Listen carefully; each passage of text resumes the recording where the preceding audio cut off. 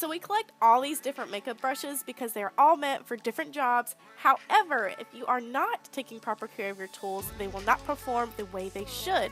So today I'm going to show you how to care for your makeup brushes. Not cleaning them can cause bacteria buildup, dust and dirt collection, viral infections, and uneven application. Ew, nobody wants that. So whether or not you're using them daily, our brushes are sitting and collecting dust and dirt, especially being shoved in makeup bags and things like that, and all that can clog our pores and cause acne. So I like to keep it simple and do a routine that works great for my natural and my synthetic brushes, as well as I'll also show you just how to make things easier and quicker when washing like all these different small little brushes, just to make things quicker for you. I do highly recommend spot cleaning your brushes in between uses, but for my weekly deep clean, I go in with either like anti-bacterial bar soap or this Dr. Bronner's Pure Castile soap. That one has like different oils and stuff in it that will be great for conditioning your brushes.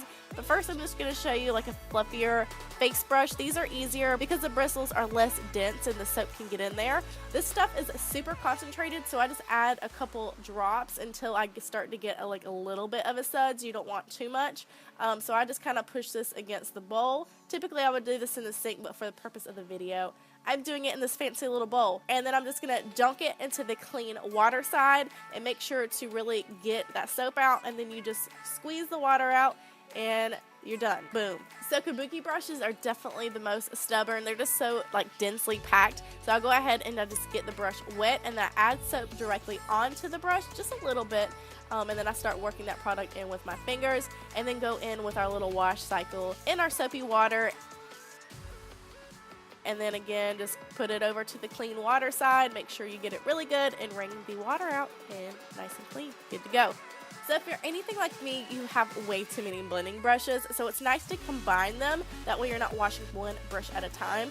So just getting our brushes wet and then going in with my bar of soap. This method's super easy too. You literally just rub the brushes onto the bar of soap.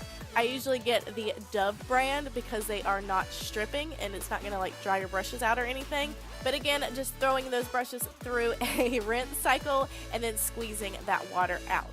And there you go. Super easy. And I usually do a lot more than just 4 at a time.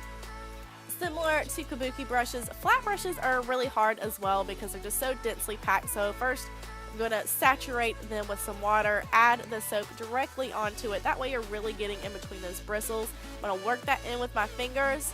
So again, I'm just going to run those brushes through the wash and rinse cycle. You definitely want to spend a good bit of time in the rinse cycle because you don't want any of that soap getting stuck, especially in these more densely packed brushes. And when you're squeezing the water out, I just try to kind of squeeze them into the shape that they're naturally in, and this totally looks like I have like chopsticks or something. And girl, don't be forgetting about your handles, okay? You need to get a handle on them handles. You need to wash them because your hands are touching your handles.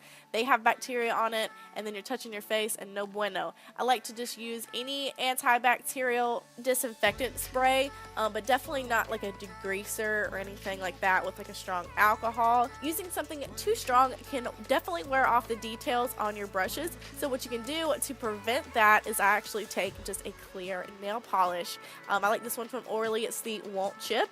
So I just go over the brand and the brush name and leave it to dry, and then it will last so much longer. You can keep touching it up, but it's definitely going to help keep them look nice and fresh.